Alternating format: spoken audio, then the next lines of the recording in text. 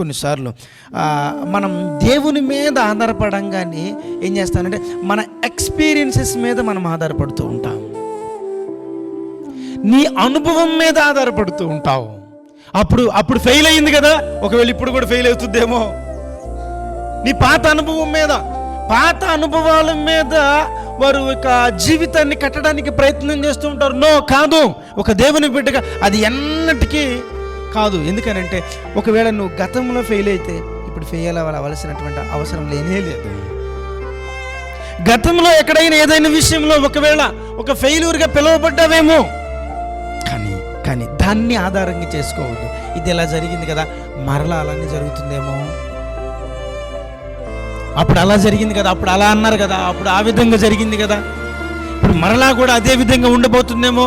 కాదు, దేవుడు అన్నిటినీ మార్చగలిగినటువంటి దేవుడు. హల్లెలూయా. ఒకవేళ అలాంటి జీవితం అయి ఉండొచ్చేమో, కానీ ఇప్పుడు కాదు. ఇప్పుడు దేవుడు దాన్ని అలా నడిపించడానికి దేవుడు సిద్ధంగా లేడు. నేను ఒక్క మాట చెప్పాలనుకున్నా, నీ గతంలో ఉన్నటువంటి నీ అనుభవాల మీద ఆధారపడద్దు. ప్రతి దినము దేవుని వాక్యం మీదనే మనం ఆధారపడదాము గాక. ఆమేన్.